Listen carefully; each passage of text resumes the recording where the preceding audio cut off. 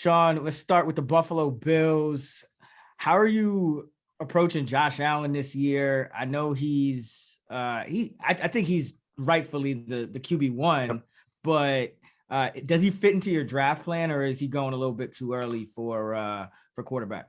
Yeah, that's a good question because I typically don't like to be the first person in a draft to draft quarterback, but he seems like the exception because he's finished QB1 overall each of the past two seasons. Barring injury, he's the heavy favorite to do that again this year. What's not to love about him? They're a very pass heavy offense. They threw at the highest rate on early downs last year in neutral game situations. And he's, typically their leading rusher as well. So, he's got everything going on. The situation's pretty much the same this year. I think it might be a little bit better. The only concern really is he's losing offensive coordinator Brian Daboll, which, I'm slightly concerned about, but they're hiring from within. So Ken Dorsey was their QB coach. So I'm expecting the same offense. So that's good. He's going to have continuity there. He loses Cole Beasley and Emmanuel Sanders, but he's getting Jamison Crowder, and they're going to unleash Gabe Davis. So I think you could argue that that's kind of an upgrade in that aspect. But yeah, he's QB1 in a tier all by himself. So I think if there were ever a time to draft QB first, it would be this year with Josh Allen. Yeah, I agree. I think he's absolutely in a tier by himself. Now that, Mahomes lost Tyreek Hill. Yeah. Brady's getting a little older and may have some injuries to deal with in his receiving core as well. So do like Josh Allen. I think he's more of a best ball play for me just because, kind of mixing up the exposures and things like that. Mm-hmm. In a typical fantasy draft, just a redraft, I trust my ability to kind of draft quarterbacks, find a quarterback a little later on. There's a ton of them, I think, that offer value weight that I'm just trying to stock up on running backs and receivers. But yeah, nothing to really complain about with Josh Allen. Nope. All right. Stephon Diggs, I feel like it's kind of the same situation. It's like, nothing really to complain about. He's the unquestioned number one receiver of the, MVP favorite quarterback in Josh Allen. But any thoughts on Diggs this year? Yeah, no, I think he's where he needs to be going at wide receiver 5. And, guys like DeVante Adams, Tyreek Hill, AJ Brown all changed teams. And you could certainly say their value took a hit. So the top 5's opened up. Diggs is in the same exact situation as he has been the past couple seasons. Like you said, he's Josh Allen's number one target. So that's very valuable. And, last year his catchable target rate was down a bit, so I expect that to go up. He had an 82% catchable target rate his first season with Josh Allen, and then last year dropped to 72%. So you could argue that it could be a little bit better this year. So love Diggs at wide receiver 5, and really that mid wide receiver 1 tier is there's so much upside that I do like to come up with at least one of these guys. Yeah, absolutely. I think, and you and I were both hanging out watching the game where Gabe Davis went absolutely nuclear, but I feel like that almost messed things up. Oh, I know. For his value, because now he's going where he should. Like, I have him in the mid 30s in my wide receiver rankings. My question to you is, last year, I think, he never really got to a spot in terms of his routes per game, routes run per dropback percentage that we want him to see it until maybe, in the playoffs. What are you projecting him in terms of routes run this year? Oh, routes run. I would say it's going to be consistently above 85%, right? He's going to be on the field all the time. Crowder would be the guy that they pull off the field when they're in 2 wide formation. So yeah, I think that, this time last year, I was super high on Gabe Davis, and then they signed Manny Sanders probably, shortly after July. I forget when it was, but then I knew we were gonna have to probably wait at least one more season for Gabe Davis to go off. And then we sort of saw that happen in weeks 14 through 18 when Manny Sanders was down. Gabe Davis was running around 85 to 9% of the time, and he averaged he was wide receiver 22 in terms of average half PPR points per game. So I think that's what we could expect, right? He definitely has the upside to be, wide receiver 2, but I think sort of in that wide receiver 3 range sounds fair. I agree. I think that blow up game, that nuclear game, raised his ADP, I would say 10 slots. Like Yeah. if he didn't have that game, he'd probably be in the 40s. And that'd be the sweet spot to take him. But yeah, I would still kind of target him in the, wide receiver 33, 35 range, because I think he has top 30 upside.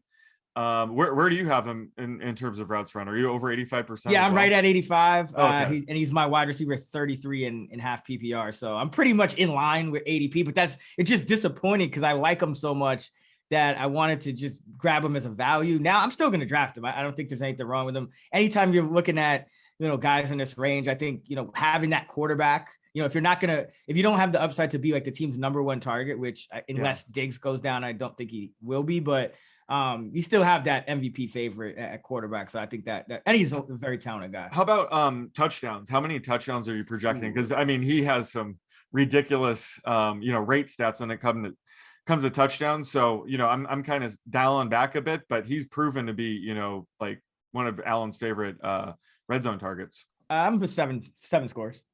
Oh, okay. I have 6.5, which I think is being a little conservative. So I would not be surprised if he scores double-digit touchdowns this year, though, right? I mean, yeah, he certainly has that upside.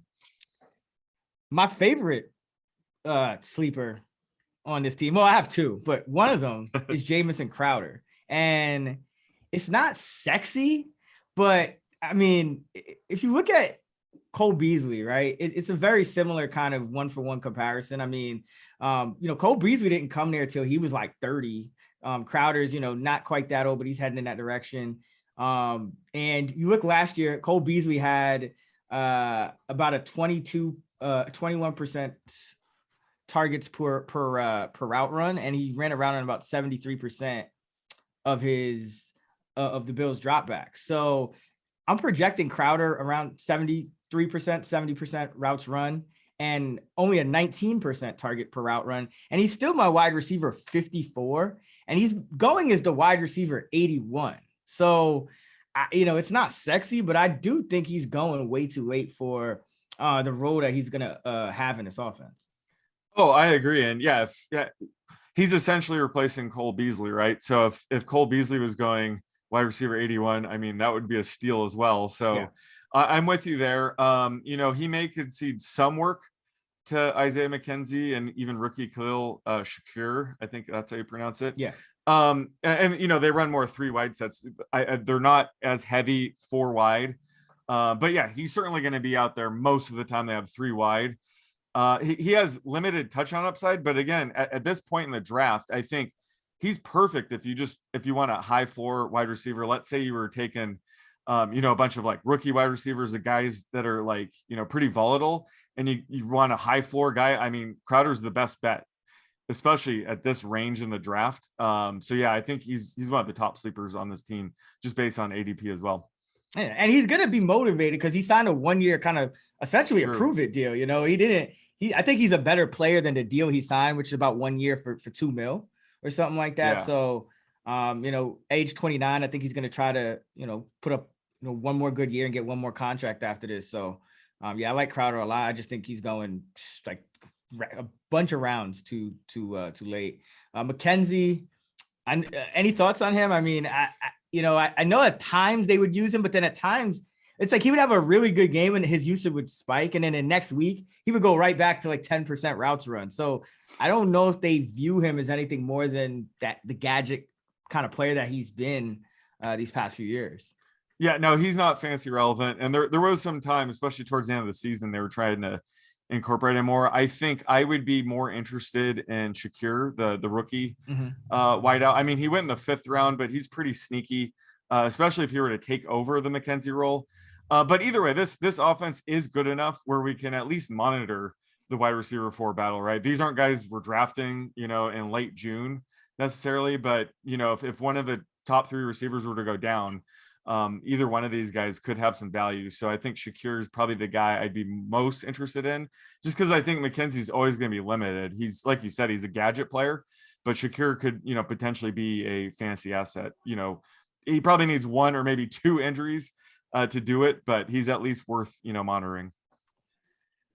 Where are you on Dawson Knox this year? He's going as the tight end number 9. That's actually exactly where I have him. Yeah, that sounds about right. I think, I have him tight end 10. I think he has more added risk maybe than anybody else sort of in this range. Because I think we will see some touchdown regression. He scored 9 TDs last year, but he only saw 5 end zone targets. So I think, he got a bit lucky when it comes to touchdowns. But either way, any, tight end running a route over 80% of the time in an offense like the Bills, we're very interested in them. I will like to see what's up with OJ Howard. They brought him in. Even if he's just running a route, say like 20-25% of the time, that might be enough to dock Knox down to that 70% range, which would be kind of scary if you're taking him in the top 10. So he does have some concerns, but either way, I think he's going to be the main tight end. I'm not too worried about OJ Howard, to be honest. But he's the only guy in this range that at least has that baked in downside. Yeah, I have Knox around 75% routes run per game. He had 80% last year. But Howard, I don't think he's going to be much of a factor. It seems like maybe they wanted that option. I do think they had some success when they went with more heavy personnel, but word out of camp, at least from all the the beat writers I'm reading, that he's just not moving well, and that's kind of why he struggled to get on the field, even in Tampa Bay coming back from that injury. So I just can't see him being much of a factor unless something changes quick. Yeah, exactly. And he really hasn't been the same since his Achilles tear in 2020. And that's a very common injury to really, derail a player's career. So I think that's what's happening with Howard.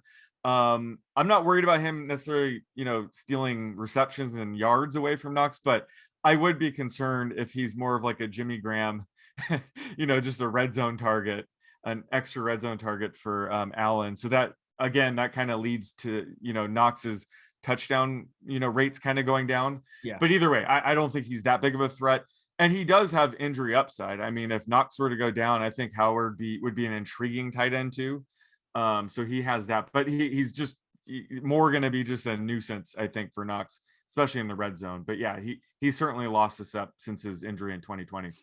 Yeah. I mean, there's obviously, you don't want to completely ignore it, but like, I can't really fade Knox at where he's going, just because at the end of the day, once you get past those tight ends that are going to be a threat for 1,000 yards, you're just looking for guys with touchdown upside. And I think, Knox being attached to Josh Allen, He has that. So it's not really much you could do. Tight end 9, tight end 10, that's kind of where he's going. So I'll take him there if I need a tight end. Devin Singletary was pretty profitable for us, I feel like, down the stretch last year, playing him in DFS and props and things like that. I actually have him right where he's going at RB29 in my ranking. So I'm not up or down on him. I think he'll probably beat the 11.1 carries he had last year. But one thing I did notice, he only averaged 13% targets per route run, or a target on 13% of his routes. So that's where I think James Cook, the rookie, is going to come in. So I don't know if Singletary has that like 3 down upside the way he had in years past with the drafting of Cook. Yeah, I mean, so let's talk about the end of the season. I mean, week 15 on through the playoffs. I mean, they used him as the true workhorse back. They really phased out Zach Moss and Matt Breida completely. So Singletary was the RB2 overall in fantasy the final 4 weeks. And, that's great because he was getting every touch. But whenever the Bills have, any kind of committee, it's really hard to get value out of him because they, like I said earlier, they're a very pass heavy team. So they don't run the ball much. So there's not many carries to go around. So just having competition with Cook is going to hurt. And like you said, Cook will probably be the 3rd down back on day 1. Would not surprise me. So that's going to really hurt Singletary's upside. But you mentioned Singletary's, his targets per route run. I mean, Josh Allen doesn't really like checking down running backs anyway. He tends to just run with the ball. So I do have some caution when it comes to Cook, just when it comes to that. But just, I think now that it's more of a timeshare, Singletary was the RB 35 in weeks 1 through 14 last year. So I think that's going to be closer to his role. And, I have him ranked closer to that range, RB 35. So I think his ADP being, RB 29, that's a little bit too expensive for him, especially with James Cook in the mix now. I mean, they said Josh Allen didn't throw the ball short and over the middle, and then he got Cole Beasley. You know what I mean? I think it's more the players that he had at his disposal, like Frank Gore, Devin Singletary, Zach Moss. Is that really a guy you want to put, you want to put the ball in their hands? Like, True. It's not really conducive to checking it down or, attacking linebackers with those guys. Like Singletary's a solid back, and we saw what he could do with a good workload, but he's not like a guy that you're saying, okay, let's put him one-on-one with a linebacker and just let him go to work. Like that's just not the type of player he is. So that is why I do like James Cook. And the actual real reason I like James Cook, beyond the fact that I think he's a talented player, went in round 2 of the draft, has, 94th percentile speed, ran the 40-yard dash in 4.42. I like him for all those reasons. But again, I think when you're projecting these guys, you got to kind of get inside the mind of the organization. And remember what happened with the Bills in the offseason? Who did they sign? J.D. McKissick. And then McKissick reneged. And then that's why they went and targeted running back in the second round. Because remember, the Bills roster is pretty solid all around. So they can really start going and attacking needs in the draft. And, for them to spend a second round pick on a guy like James Cook, I think he's going to be used a lot like they would have used McKissick, who over the last 2 years in Washington averaged 4.9 carries, 6 targets, 4.5 receptions, and that all equated to 9.5 touches per game. So I have Cook at about 8.5 touches per game, and he's still my RB 39, which is ahead of his RB 44 ADP. So I that's why I like James Cook. Yeah, he's my RB 39 as well. He's a great, target if you're in a PPR format. I mean, he has a high floor in this range where he won't need an injury to have value. Like every game, he should be able to get a few receptions, and he does have upside if they were to kind of create sort of the Isaiah McKenzie role for him and line him up as a slot wide receiver, things like that. Get him on the field, even with Singletary. He has that sort of upside. The only problem is the Bills won't have many trailing game scripts. So that does hurt it a little bit there, but either way, like he's going to be a member of the passing game in the Bills offense. So I am interested. But his playing style, he does, have a cap ceiling. Like if Singletary were to go down, I don't think he could be the workhorse back necessarily. So his upside is capped, but that's why I think he's a great high floor play in this range. Yeah, it's kind of like, again, going back to McKissick. Remember, Gibson went down a few games. McKissick wasn't like 20 touches, but he would get to like 15. Yeah, RB2. Yeah, especially when he's dominating the receiving work. That's mid-range RB2 status. Yeah. And on top of that, if they keep Zach Moss, he's not exactly a guy that you want to give like 20 touches like Alexander Madison. So Cook would probably split work with him or maybe Duke Johnson or whoever they end up calling up or keeping around. But I think this guy's just too talented. So if you're in that, like if you're either doing 0 RB or you just need a high upside guy to kind of complement your top 2, I really like James Cook. I think he's more of an RB3 or will be more of an RB3 when it's all said and done. And he's still going as an RB4. All right. Yeah. So now sleepers and busts for Buffalo. Who you got? Oh, okay. I know you're going with Crowder. That's a great one, but I'm going with Gabe Davis. I just think there's still some value we could squeeze out of, wide receiver 33. I still think he has league winning upside. I know he's just, the second option in the passing game, but we've seen this in the past with, like Ridley and Julio Jones or Antonio Brown and Juju Smith-Schuster. I think we have that potential here where we could have 2 guys inside of the top 10 in our weekly projection. So I think Gabe Davis, just considering he has that upside, I still think he's a sleeper pick at wide receiver 33. I mean, that's my guy. I can't be mad at that. I'll go Crowder. Many shirts will be ripped this year. Oh yeah. So if for any listeners that don't know, Sean and I were watching the game, the Chiefs game at my crib, Chiefs Bills, and I thought we had big money on the Bills, so thought we won our bet after Gabe Davis scores his bazillion touchdown. Ripped my shirt off, which happened to say Shmoney on it. And so that shirt is gone, and then we lost, and the game was gone too. So it was just a fiasco. But it's my dude, Gabe Davis. Love him. I'm going Crowder though. I just think again he's going outside the top 80, and he's my wide receiver 54. I think he gets the Beasley role, and I don't even have him getting targeted on a per route basis as much as Beasley, and he still lands in the mid 50s for me in this offense. So. Like Jamison Crowder and Cook as well. I think there's an honorable mention. Yeah. Just because he's a talented guy in a good offense who's going to catch some passes. What about for busts?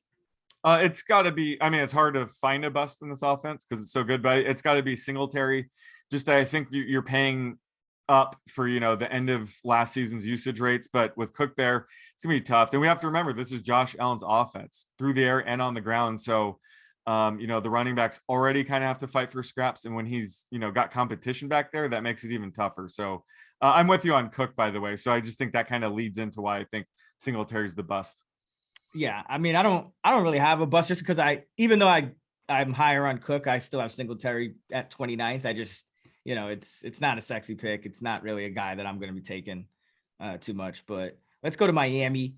And, the big offseason news, obviously, they acquired Tyreek Hill. They also get Cedric Wilson Jr. So how do you think this all sets up now for Tua Tagovailoa? Yeah, I mean, this is definitely a make or break year for his career. I mean, they brought in Tyreek Hill. Jaylen Waddle is going to be entering year 2, so he's going to be even better, if you could believe it. They improved the offensive line. They brought in Connor Williams, Teron Armstead. This scheme, under Mike McDaniel is going to be the Kyle Shanahan 49er scheme, which should help take pressure off the O-line and be good for fantasy, football. And, things are lined up for Tua this season. We really haven't seen from him yet, but with all the weapons around him, I don't see how he can fail necessarily. So QB 16 seems fair, just given his upside. But he's far from a slam dunk. I mean, we have to admit it. So I don't really like him at 16. I think if you're going to take him, you got to do some stacks, right? You got to stack him with, either Hill, Waddle, possibly Gesicki. You just got to go all in the offense because it does depend on him, having a year 3 breakout. Yeah, and I mean, I did like him coming out of school. There's just kind of he has that kind of it factor, but I don't know, like, this is,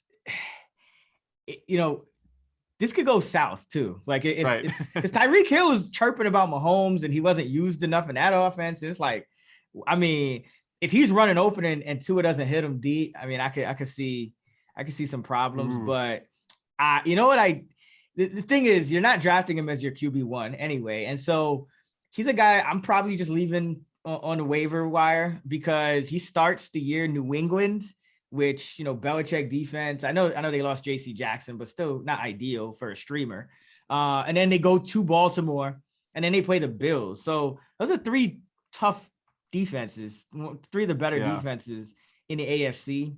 So I don't really think you're going to start the year with much use for him because you're not going to trust him against the Patriots in week 1. And then, even if he does have a big game, are you going to go back and trust him against Baltimore? Like, probably not. So, it's one of those things where, in a 2 QB league, fine. Yeah. Take a chance on the improved weapons. If you can get them below ADP, but in a regular redraft league, I don't really see a point in drafting them. Tyreek, he's going as the wide receiver 8. What do you think happens with his numbers going from Mahomes to Tua? Yeah, I'm gonna have to disagree with Tyreek. Going from Mahomes to Tua is a downgrade, a clear downgrade. But he's still an elite talent. So I think wide receiver 8 sounds fair for him, but he's gonna be more inconsistent in this offense. I don't think Tua is gonna be able to support Hill, Waddle, and Gesicki every single week. So I think it's gonna be sort of musical chairs where we get 2 of these guys that have a fantasy relevant game and the other a dud. So yeah, I think Hill's gonna have a lower floor than he's seen the past few seasons, but certainly, in best ball formats, he's going to have his big games, but this is absolutely a downgrade. But when you're taking Tyreek, you're just betting on his elite talent. So I think wide receiver 8 is fair. That's exactly where I have him projected right now. How many touchdowns do you have him with? Ooh, that's a great question. Rushing and receiving, I'm at a half a touchdown rushing and 8 receiving touchdowns. So 8.5.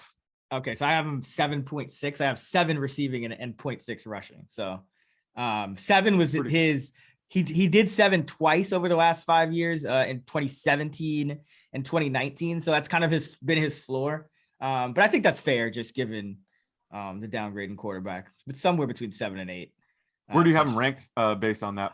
So I have him wide receiver 10 right now. Okay. But that's because I'm like very high on Mike Evans. So I have Evans ahead of him. And I don't have AJ Brown ahead of him though. So I know I've seen, AJ Brown kind of creeping up in there. I just think the pass volume's a little too low, but yeah, he's a top 10 guy. You take him anywhere in that, 6 to 10 range. I don't think you're going to lose your league by, it's Tyreek Hill. Like, you're not going to lose your league drafting Tyreek Hill, but yeah, I have wide receiver 10. Waddle though. I mean, I struggle with him because like, I feel like his ADP didn't really change after, after Tyreek went to the Dolphins. And listen, I know it's good for like the offense being able to move the ball and get more first downs, yada, yada, yada. But like, am I just going crazy here? Or is Tyreek going to cut into Waddle's production more than just like for it to go to wide receiver 13? Like, I feel like that's still high. No, it is too high, which is a shame because I love investing in really good wide receivers in year 2, year 3. So it's tough to kind of fade him, but that's sort of what I'm doing because we have to remember last year he benefited from Will Fuller and DeVante Parker missing, much of the season. So, his target share is massive, and Tyreek's presence will only hinder that. So yeah, his target rate's going to be down. His touchdown rate's probably down as well. So I think just wide receiver 13 is too close to his ceiling, in my opinion. So I'd be more comfortable if he was sort of in the wide receiver 15, 17 range. That would be a fun range to take him. But yeah, I'm probably out at 13, which is, it sucks because I think he's one of the more talented, younger receivers in the game. So I just think with Tyreek, coming in, I don't think the ADP really, factored that in enough. Yeah. And this is where, kind of modeling it by using routes and targets per route really kind of shines through and is illuminating because last year Waddle, his targets per route were 23.8%, which is very, very good. But let's look at the players you already mentioned who were running routes alongside him at wide receiver. DeVante Parker was 20.8%. Albert Wilson was 16.8%. And Mac Hollins was 12.8%. So now you have Tyreek Hill, who's 26.5%. So like, not only is he a massive step up from anyone else that was running around alongside Waddle, but he's even a couple of points above Waddle. He was 8th in the league of 152 receivers that had at least 100 routes run. So like, it just has to knock him down. Like the math just doesn't work out. Even if you give Waddle that, leave him at this, you don't knock down his baseline rate. It's the math has to knock it down when you're competing with a guy that's higher than you and you bump from, number 1 to number 2 in the totem post in the pecking order. So I have a wide receiver 23. I think he's a low end wide receiver. You're probably not getting end. Many shares. Yeah. Or any. I don't think I'm getting any. Yeah, you were. This might segue into our next guy, but you were talking about Tyreek having an impact. And you mentioned their number 3 receiver was typically, Albert Wilson or Mac Hollins, but their third receiver is going to be Cedric Wilson now. So that he has an upgrade at wide receiver 3 as well. Yeah, Wilson is about 18% targets per route run, and that was in the Dallas offense where it's not easy to get targeted. Exactly. So, it's just a downgrade around him in terms of the guys he's going to be competing with for Waddle. So yeah, I love wide receivers entering year 2. I think year 2 is a new year 3 in terms of guys breaking out, but there's just really no way for him to beat that ADP at wide receiver 13. So. Wilson, I mean, he's going 85th at wide receiver. I don't really think you need to touch him unless you're in a super deep league. Then, I mean, knock yourself out. But what about Gesicki? He's going as a tight end number 12 this year. Yeah, I guess I misspoke because Gesicki is essentially their third wide receiver, right? I mean, he rarely lines up as tight end now. He's basically their slot receiver. So he's a guy where, again, this kind of reminds me of Waddle, where, he's entering his age 26 season. He's an elite talent. I mean, he's smack dab in the middle of his prime, but his upside is capped by Tyreek there, by Waddle entering year 2. So like I said earlier, it's just one of these guys every week is going to have a dud. I don't see how all 3 of them can be putting up monster numbers every single week. So now, to be fair, once you get to this range at tight end, low end tight end 1, you're expecting duds. So I think Gesicki sounds about right at about tight end 12. But he's probably going to need Tua to make a massive leap to really, clear this value at tight end 12. So love the talent. This situation is going to be murky week to week, but I think at tight end 12, he's priced about right. Yeah, I have him tight end 14. So I'm actually, I think he's a little bit overvalued. Here's the thing. He ran the 4th most routes among tight ends last year, right? And he still finishes the tight end 11. And now you're adding another like mid 20 in terms of percent in terms of targets per route run wide receiver in Tyreek Hill. So you have Tyreek Hill, who's at 27%. You have Waddle at 24%. It just doesn't leave much space for Gesicki to even match his 19.7% targets per route run from a year ago. So I knocked him down to 19. So it's not even a massive downgrade, but yeah, he's still coming in below his ADP for me. What do you think of Edmonds going there to, coming over from Arizona? He's the RB 35 in ADP. Yeah. So, this backfield's really murky. Like I said earlier, Mike McDaniel's bringing over the Kyle Shanahan 49er scheme, which is great for fantasy running backs, but also, can be pretty volatile. I think all 3 of these backs have different skill sets. And Edmonds is the highest paid. Like he's going to be the week 1 starter. He'll probably have a pretty long leash, but still, like he's sort of a frozen pond kind of running back where, anything can happen after week 1. I think he's going late enough at RB 35 where he's definitely worth the risk. This is where you kind of have, Tony Pollard, Alexander Mattison kind of going, and Edmonds doesn't really need an injury to be the workhorse back all season. So I kind of like him at ADP, but he does have a pretty low floor. But I just think where he's going, this is probably the area I'd like to take him because there is, like I said, there's a lot of upside in this scheme. So I think he could be a really good fit. Yeah, he's going to be a good fit. Like you mentioned the contract, I think that is at least somewhat illuminating because teams aren't paying running backs these days. So for McDaniel to kind of go out and because they could have just assembled a backfield on the cheap. They could have just gone with, they signed Michelle. They could have still brought in Mostert on the cheap anyway. And maybe you just give Myles Gaskin another chance. He proved that he could play as a starter. And he ran enough zone scheme that last year that I think you could have just done that. So for them to bring in Edmonds and pay him like they did, I think that is significant. So I am somewhat intrigued by him. I have him a few spots higher than where he's going. I have him at RB 32 in my rankings. He's going as the RB 35. I don't think this backfield is quite as murky. I think it's more murky behind Edmonds, because Raheem Mostert, he's going at RB 45. That's got to be a joke, right? That's the joke. Yeah, well, there's a joke later on in the pod, but yeah, just given the only positive thing you could say really is he's already familiar with the scheme, right? That's about it. But he's 30 years old now and he's injury prone. So yeah, while it's kind of murky now, while Mostert's healthy, I guess once he's on the PUP list or the IR, that'll help clear things up a bit. But he has that home run hitting upside, but again, he's on the wrong side of 30. So yeah, I'm not the one taking him at RB 45. So yeah, his ADP is sort of a joke right now. Yeah. I have him 58 and that's being probably generous. Cause that's me kind of splitting him and Michelle's workload. But like you said, this dude is 30 and he's missed 35 of his 36, excuse me, not 35. He's missed 36 of his last 81 games over the past 5 years. And Michelle is 27. He's 3 years younger. He's probably a better back at this point.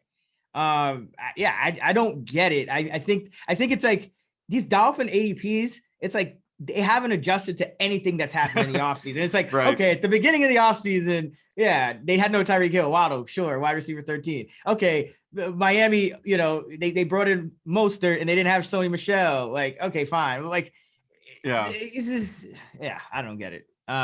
Michelle, he's RB 54, probably the better value. For me at least, because I have him splitting the work evenly, and that might even be being generous to Mostert.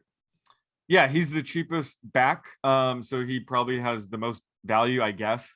But I can see him being used in the short yardage situation, so he might be the goal line back. That would hurt Edmonds' value a bit if Michelle is the goal line back.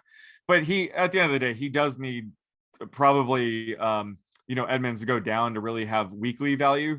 But again, he's pretty cheap for a backup running back. So at 54, I mean, I'm not running to get him there, but in certain drafts, in certain situations, he certainly makes sense.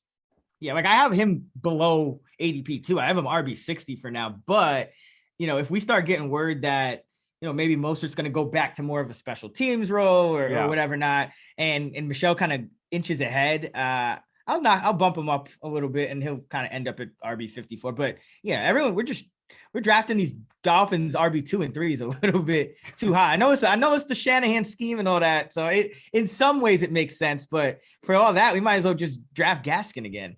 Like you're going to do all that. Yeah. Like, if we're doing the Shanahan, the least likely, exactly. Gaskin would absolutely be the minus 300 favorite.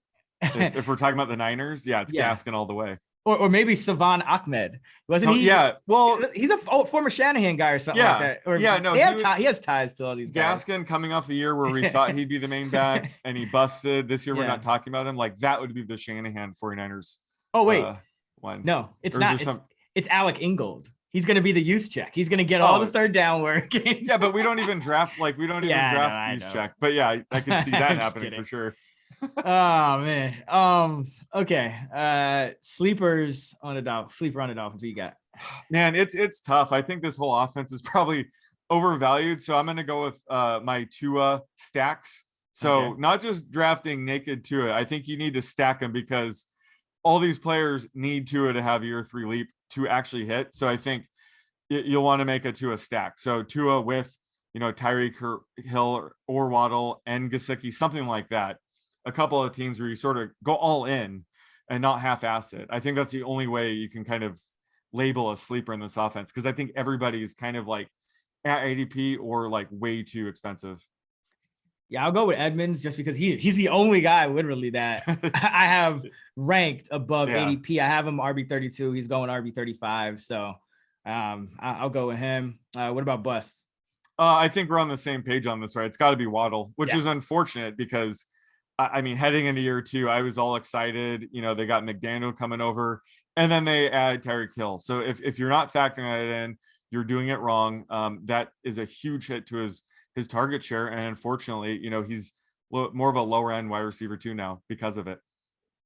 Yeah, and I mean, I'll add Mostert to that mix just because I just think think he should not be going RB45. Yeah, fair enough. It's just, but yeah, Waddle. I mean, 10 spots. In my rankings, 10 spots at that point in the draft is massive. In terms of over or undervalued because I mean, you could get a guy like Keenan Allen like a couple spots ahead of Waddle, which I think is it's a completely different situation. Number 1 wide receiver versus number 2. So. Waddle has some bust potential, unfortunately. All right, let's go to the Patriots. Any thoughts before we get into the players just on, are we going to see kind of is this going to be a clown show with Joe Judge and Matt Patricia or because Mac Jones, I thought he was the best rookie quarterback last year, or is Mac Jones just going to make it all moot and is it just going to be Mac Jones essentially calling the plays this year?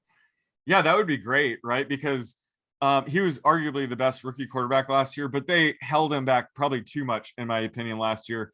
I remember you and I, anytime they were favored by like 3 or more points, we would just downgrade Mac Jones in the passing offense completely, and they were just going to feed Damian Harris. So hopefully, they take off the training wheels this year. They brought in DeVante Parker. They drafted Thornton, who's a deep threat. So I think there's signs there that they do intend to let Mac Jones let it rip a bit more this year. So, ADP 21, he doesn't offer any rushing upside. So it's really hard to like him, but certainly in 2 QB superflex formats, I think he has a really high floor. And who knows, they could let it rip this year and he could surprise us. But last year it was the offense and the coaching staff sort of holding him back. So we'll see what he does this year.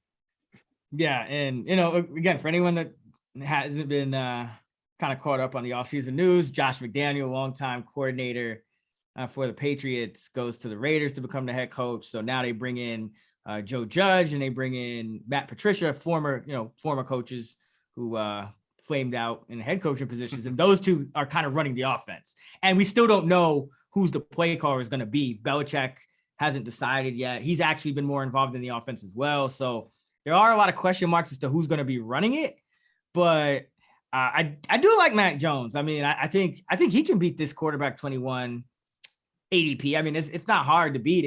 I think he can be one of the better, like, kind of tier 2 pocket passers, you know? So I am somewhat intrigued. What do you think of the Parker edition? It's great for Mac Jones. I don't know if it's great for Parker necessarily. I mean, they just have too many targets to go around, right? I mean, Jakobi Meyers will still be probably, dominating sort of the target share when he's on the field. Kendrick Bourne is sneaky. They still have Hunter Henry. So it's not great, but he's wide receiver 54 in ADP. He's got to be the cheapest wide receiver 1 on any offense, right? He's got to be. So he has that going for him at least. So I do kind of like him where he's going. I think Jakobi Meyers is the wide receiver 1. I know he's the slot wide receiver, but I think, like you kind of alluded to it, he will dominate target share when he's on the field. His targets per route run last year was 23%. Parker's was 21. So, even if they're both kind of running routes together, which they will be, I would expect Meyers to still have the edge. So I like the value on Meyers. He's going as a wide receiver 62. I actually have him at wide receiver 47, and that's with giving him a bump down in routes run per dropback, per game. I bumped him down to about 80%, because there's just a lot of uncertainty as to how exactly the receiving snaps are going to be distributed. So, but yeah, I think he's a value, especially in PPR, full PPR, and even half PPR. And I think he finally got the monkey off his back with the touchdown. So yeah, seriously. And yeah, so I think you're right when it comes to Meyers. I think really either Parker or Meyers, you can make a case, is going to be the top receiver. So they're both sort of, offering value in the wide receiver 55, wide receiver 60 range. Unfortunately for Meyers, I don't think we could project him for more than a couple touchdowns. So his upside is capped. But either way, just investing in either one of these guys is sort of a way to invest in Mac Jones having a year 2 leap. So certainly I think these guys are cheaper, higher floor options later in the draft.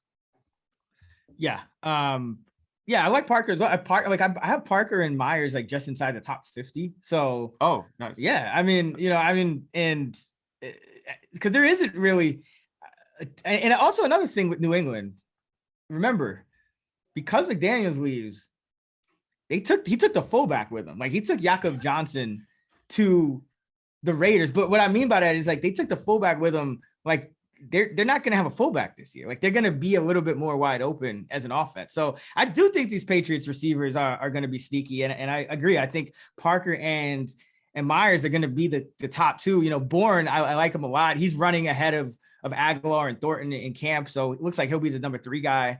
But I do think there's some sneaky value here for these Patriots receivers. And you draft them kind of in that, like you said, that wide receiver 55, 60 range. I think when bye weeks start hitting, I think you'll have a decent replacement for whoever you need to kind of sit. So I do think these guys offer value. Again, nothing sexy, but the target's got to go somewhere. And this is without even counting that Mac Jones may very well take a year 2 leap. Okay. Hunter Henry, he's going as tight end 17. I don't actually mind him there at all. Yeah, no, I don't either, which is weird because, I mean, he's a touchdown dependent tight end, let's face it. But he's going to score touchdowns. He tied for the second most end zone targets last year with 10. And it was kind of mind blowing how much he dominated the tight end snaps after they had, the massive signing with Jonnu Smith and Hunter Henry. I mean, Hunter Henry was the main tight end. So yeah, I like him at tight end 17. You're going to be drafting him in best ball. So you don't really care, or you don't need to predict when he's going to score his touchdowns, but he's going to have those weeks. So yeah, I like him at tight end 17 specifically for best ball. Yeah, Henry, I mean, he was a tight end 8 overall last year in half PPR, 10th in points per game. And, he's going as the number 17. And I do think Jonnu could see some more routes, but not necessarily at Henry's expense, just at the expense of the fullback. So who's no longer there. So like Henry, great best ball guy, as you said. What about Damian Harris at running back? I'm having a hard time. Like, I love the touchdown upside. They are kind of switching schemes here a little bit, but it's still hard for me to kind of get behind him as RB24. I have him 29th, but what do you think? Yeah, no, I don't love him at the current ADP. He benefited a ton from the Pats, leaning on the run and trying to limit Mac Jones last year. So in theory, if they're going to let Mac let it rip this year, that's going to be sort of at the expense of Harris. And the running back depth chart was pretty thin last year once James White went down. I know they have different skill sets, but either way, that sort of helped Harris out a bit last year. So considering, AJ Dillon's going around this range and they sort of have a similar role, but AJ Dillon has legit RB1 upside. If Aaron Jones were to go down, like give me AJ Dillon every time sort of in this range. So yeah, Harris he doesn't offer enough upside in this range. And I think he has a lower floor than people realize. Yeah. And I mean, we don't know if White's even going to be back, but if he does, it's just another complication. But I also think, Stevenson's kind of a threat as well. He's going to RB37. I think that's a better value because at times those guys are kind of splitting reps fairly evenly. I do think Harris is a little bit better, but we could see Stevenson kind of get more involved just like Harris did. This is what the Patriots kind of do. They kind of, develop guys and then they phase out the next guy and then it repeats. So I like Stevenson better at 37 than Harris at 24. Okay. Sleepers and busts. Who you got? Well, for the sleeper, once James White comes back, and it's possible he's ready by week 1, but I think he's a sleeper, especially where he's going at ADP. You can get him for free at the end of the draft.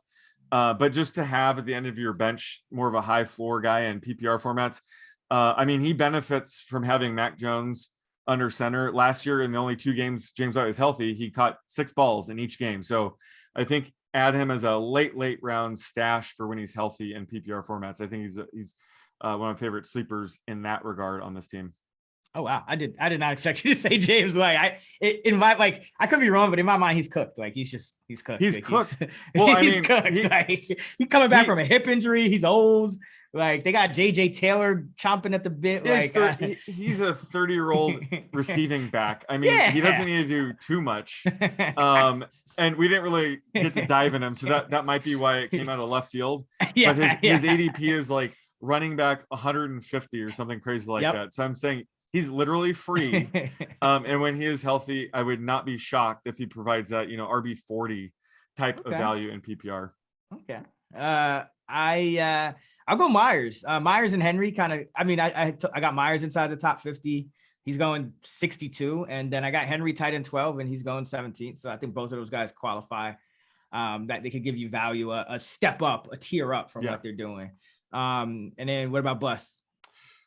It's got to be Damian Harris. Just like I said, last year he banked on Mac Jones being limited. So this year should be more pass heavy offense. Like you said, Stevenson is a threat. I think Stevenson's legit. It would not surprise me one bit if at some point he does leapfrog Harris at some point. Just considering Harris is limited, sort of, the workhorse back in the short yardage situations. Stevenson is a serious threat to his value. So Harris is definitely in that frozen pond tier, in my opinion. And I'm probably fading him most drafts at ADP RB 28. Yeah, he's 24 in ADP. Oh, 24? Are you kidding me? Yeah, at Fantasy Pros at half PPR. Yeah. Oh, yeah. So no way. Yeah. I have him 29th. So it's like if he drops, fine. Because I like the talent. I think he's a talented guy. I think the O-line is solid. And I do still think he has that touchdown upside, but 24 is just I can get a receiver in that range. So it's just doesn't really fit in to the draft plan for me. Let's finish off with the Jets. Zach Wilson put on 13 pounds of muscle, quote unquote, because you can't really do that in an off season, but sure, we'll go with it. Can he jump 13 spots in ranking is the question. Yeah, he has the talent for sure. But he had one of the most disappointing rookie seasons last year.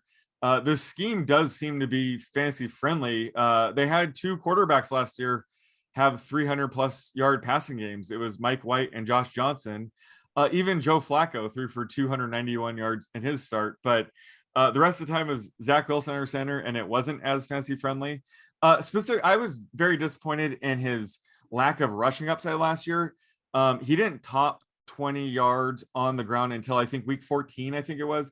And they had 3 games of 20 plus rushing yards. He had that one game where he had 91. So I think if he taps more into that this year, he could be sneaky in this range. And, unlike Justin Fields, they're starting to, build around Zach Wilson, and they added Garrett Wilson with their first round pick. So he has a loaded trio at wide receiver.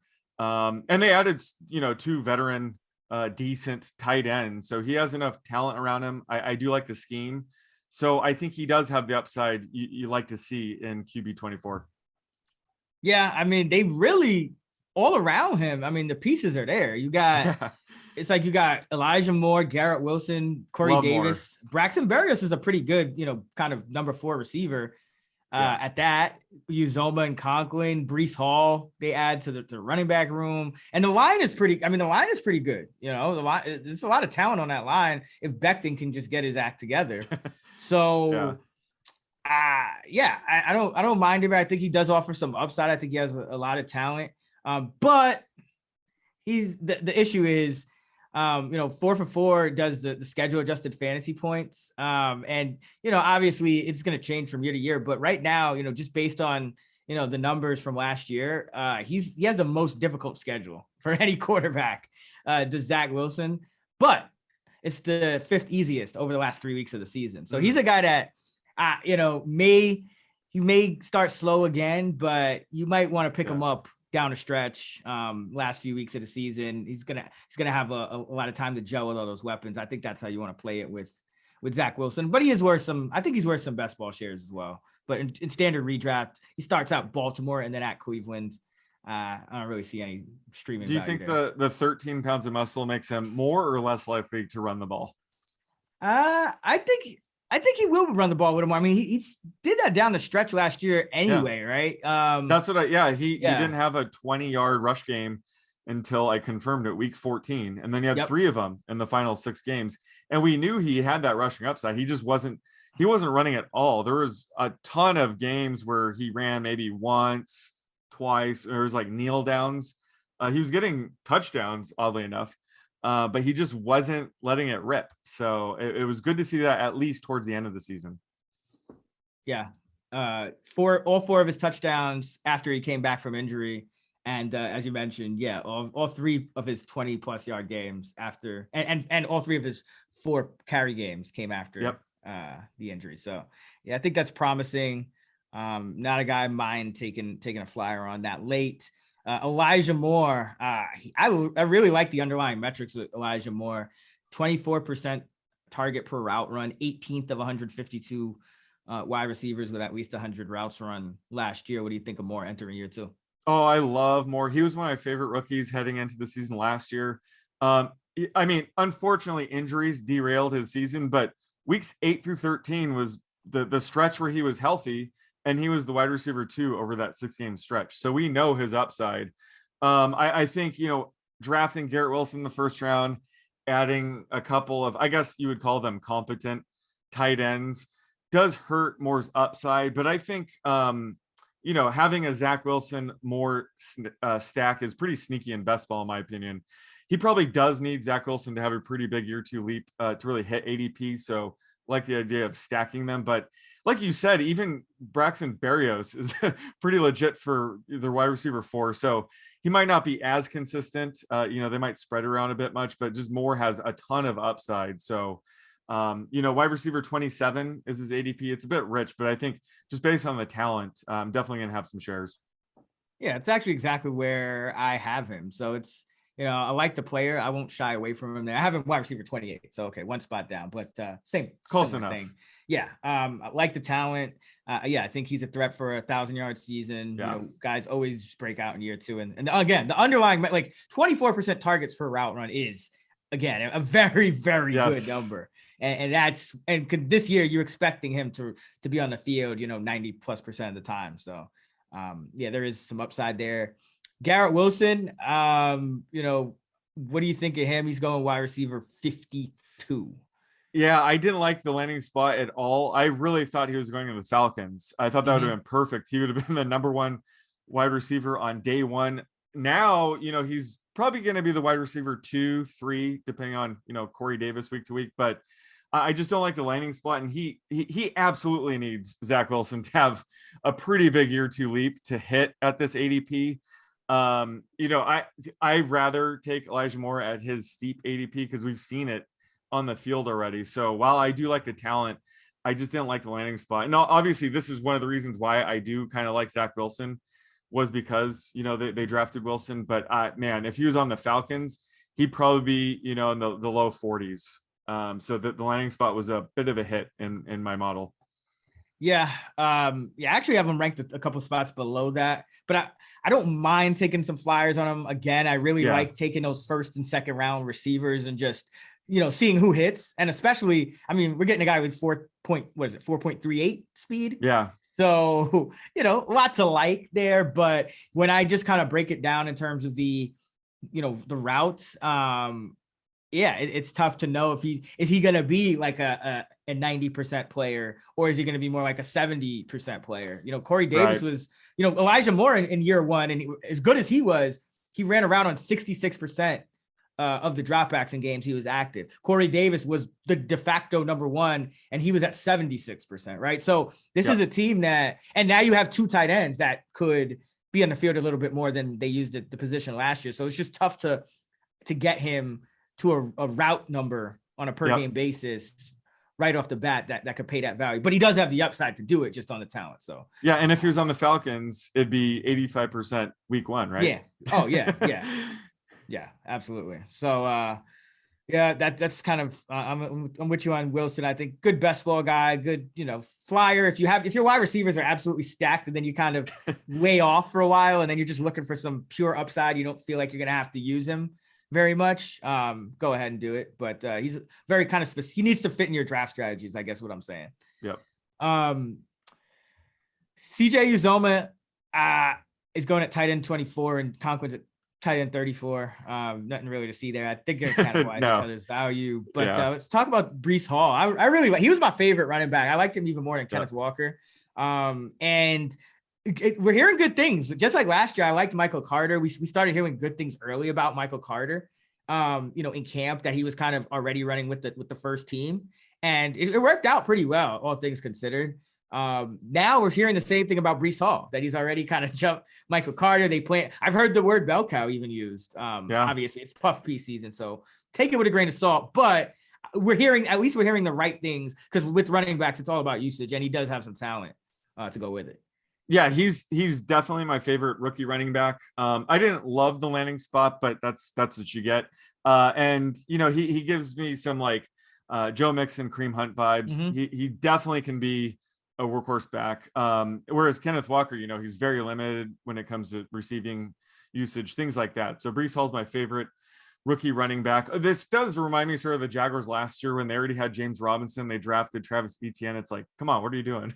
At least in terms of fantasy, because I did like Michael Carter heading in this year, but it would not surprise me if Breece Hall becomes the workhorse back very early in the season. I think he's that talented. So you can get him at what, RB 27. So that's a good range to get a guy where, just based on the uncertainty, that's why he's going closer to once you start taking like backups, but he certainly offers enough upside to take him there.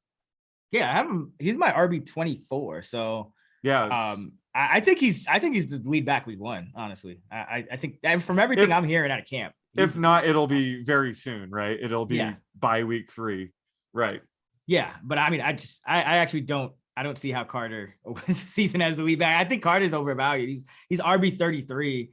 I have RB 44. I just don't see enough usage to get me to RB 33, especially because you have Breece Hall in ADP at RB 27 and then Carter at RB 33. That's just, first of all, that's just way too much production for the Jets backs combined. But yeah, I think Carter's the big loser for me.